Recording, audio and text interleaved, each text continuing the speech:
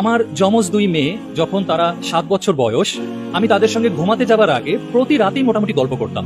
একদিন আমার গল্প করতে ইচ্ছা করলো না, বরং আমার ইচ্ছা করলো ওদেরকে একটা কঠিন প্রশ্ন করব। 7 বছর বয়স, এই যে তাকে নার্চার করছি, ইসলাম বিষয়ে জানছে, পরিবার থেকে অনেক কিছু শিখছে, আসলে ওরা কতখানি কি শিখলো আমার হঠাৎ একদিন এক রাতে পরীক্ষা করতে ইচ্ছা করলো। এবং আমার মনে হচ্ছিল এই পরীক্ষাটা আমার নেওয়া উচিত হবে না, তারপরেও আমি না নিয়ে থাকতে পারছিলাম না, কেন জানি। ঘটনাটা এমন, আমি আমার দুই মেয়ে, আবার বলি মনে মনে কল্পনা করবেন কিন্তু 7 বছর বয়সের দুজন শিশু, যথেষ্ট ছোট। তা আমি ওদেরকে জিজ্ঞেস করলাম, আচ্ছা আম্মু, ধরে নাও তোমরা অনেক বড় হয়ে গেছো এবং তোমরা রাষ্ট্রের গুরুত্বপূর্ণ দায়িত্ব পেয়ে গেছো। তো ওরা দুজন হাসে। আমি বললাম, ধরে নাও তোমরা রাষ্ট্রের বিচার ব্যবস্থার দায়িত্ব পেয়েছো, তোমরা বিচার কাজ সম্পাদন করো। ভালো কথা, ওরা বললো ঠিক আছে, ধরে নিলাম। তারপরে বললাম, একটা খবর বের হলো যে রাষ্ট্র থেকে, রাষ্ট্রের কোষাগার থেকে রাষ্ট্রের প্রচুর হাজার হাজার কোটি কোটি টাকা চুরি হয়েছে, লুটপাট হয়েছে, এবং এটা নিয়ে তো অনেক খোঁজ খবর চলছে। একটা পর্যায়ে চোর ধরা পড়ল এবং প্রমাণ হয়ে গেল সেই ব্যক্তিটাই চোর। তো ওরা হাসছে, ওদের কাছে খুব ইন্টারেস্টিং লাগছে ঘটনাটা। তা আমি বললাম, আম্মু, প্রমাণ হয়ে গেল যেই চোর ধরা পড়েছে সেই চোর আমি, তোমার আব্বু। তো ওরা তখন হেসে দিল, বলে আব্বু তুমি তো চুরি করবা না। আমি বললাম, হ্যাঁ আমি চুরি করবো না, কিন্তু ধরে নাও এমনটাই হলো, তোমরা বড় হয়ে গেছো, রাষ্ট্রের বিচারের দায়িত্ব পেয়েছো এবং রাষ্ট্রের কোষাগার থেকে অনেক টাকা চুরি হয়েছে, এতে অনেক মানুষের অনেক ক্ষতি হয়েছে, এবং আমি তোমার আব্বু সেই চোর। এখন তোমরা কি করবা? বিশ্বাস করেন, ওদের চোখ ভিজে গেল। আমি দেখলাম দুজনের চোখ ভিজে গেল। 3 থেকে 5 সেকেন্ডের মধ্যে জবাব দিল, আব্বু তোমার হাত কেটে দেব। আমার গায়ের লোম খাড়া হয়ে গিয়েছিল। আমি ভেবেছিলাম ওরা অন্য কিছু বলবে।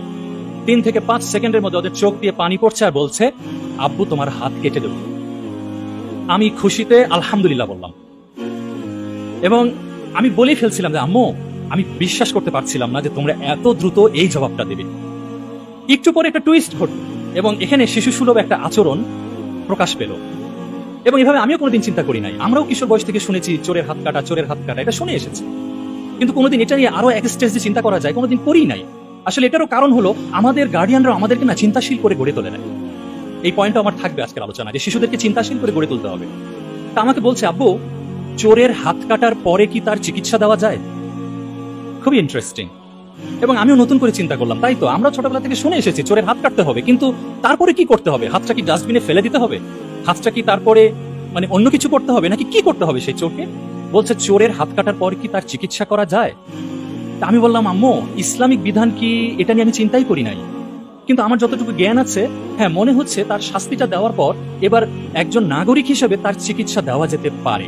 আমি তখন এভাবে বলেছিলাম। তখন আমার মেয়েরা বলল, আব্বু আমরা কিভাবে তাহলে তোমার হাত কাটবো বলে দিই। কিভাবে? বলে আমরা একজন তোমার হাতটা ধরে থাকবো আর একজন তোমার হাতটা কাটবো। বলে কেন? বলে যেন তোমার হাতটা মাটিতে পড়ে না যায়। বলে কেন? বলে কারণ হাতটা মাটিতে পড়ে গেলে ময়লা ধুলা লাগবে, তখন ইনফেকশন হয়ে যাবে। আমরা তাড়াতাড়ি তোমার কাটা হাত আর তোমাকে নিয়ে হাসপাতালে যাব, ডাক্তারকে বলবো সেলাই করে হাতটা লাগাই দেন। আমি অবাক হলাম, এইরকম একটা উদ্ভট চিন্তা ওদের মাথা কিভাবে আসলো। আমি বললাম, আম্মু তোমরা এটা কেন করবা? বলে আব্বু বিচারক হয়ে তোমার হাত কাটবো আর আমরা মেয়ে হয়ে তোমার চিকিৎসা দেব। যাই হোক, এই গল্পটা আমি এই জন্য শেয়ার করলাম, আমি একদম বিন্দুমাত্র কোনো ডায়ালগ আমি নিজের মতো করে চেঞ্জ করে বলি নাই আপনাদেরকে। এক্স্যাক্টলি সেই রাতে এটাই ঘটেছে 7 বছর বয়সে। এবং আমি তখন থেকে উপলব্ধি করলাম যে হ্যাঁ, আমি যেইভাবে আল্লাহ সুবহানাহু ওয়া তাআলা আমাকে প্যারেন্টিং করার তৌফিক দিয়েছেন, মনে হচ্ছে অল্প হলেও কাজে লাগছে।